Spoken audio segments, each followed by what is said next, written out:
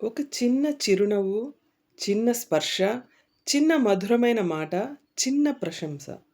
ఇంతకంటే గొప్ప బహుమతి ఉంటుందా? భారతీయ సంస్కృతిలో స్త్రీకి ఎప్పుడూ అగ్రస్థానమే. అందరూ ఈరోజు ప్రపంచ మహిళా దినోత్సవం జరుపుకుంటూ శుభాకాంక్షలు తెలుపుకుంటున్నారు. నార్త్ అమెరికా, యూరోప్‌లలో 1900 సంవత్సరం మొదటిలో మహిళా శ్రామిక దినోత్సవంగా మొదలై 1975లో ప్రపంచ మహిళా దినోత్సవంగా రూపాంతరం చెంది 1991లో భారతదేశంలో ప్రవేశించింది. భారతీయ సంస్కృతి సంప్రదాయాలలో స్త్రీకి ఎప్పుడూ అగ్రస్థానమే ఉంది. పాశ్చాత్య దేశాల్లో స్త్రీని ఒక మనిషిగా కూడా గుర్తించని కాలంలోనే ఇక్కడ స్త్రీలు ఎన్నో రంగాలలో అగ్రగణ్యులుగా వెలుగొందారు.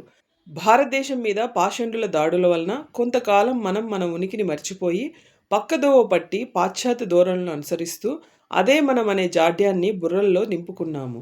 సీత, ద్రౌపది, కుంతి, గార్గి, తార, మైత్రేయి, ఉభయభారతి, రాణి చూడాలా వంటి నాటి మహిళామూర్తులు, కల్పనా చావ్లా, అవని చతుర్వేది, డాక్టర్ అంజలి అగర్వాల్, కిరణ్ బేడి, సుధామూర్తి, మిథాలీ రాజ్, శివాంగి సింగ్, సోఫియా ఖురేషి, వ్యోమికా సింగ్ లాంటి మహిళామణులు ఇలా చెప్పుకుంటూ పోతే ఎందరో ఈ గడ్డ మీద పుట్టారు, ఉన్నారు. ఇంతెందుకు, మీ ఇంట్లోనే తల్లిగా, అక్కగా, చెల్లిగా, భార్యగా, కూతురుగా, కోడలుగా ఉత్తమమైన బాధ్యతలు నిర్వహిస్తున్నారు.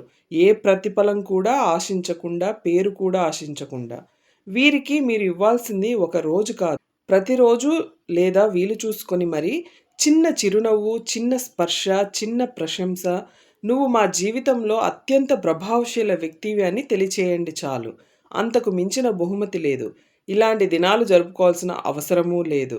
మరి చరిద్దామా? ఆచరిద్దామా? మీ వేణు.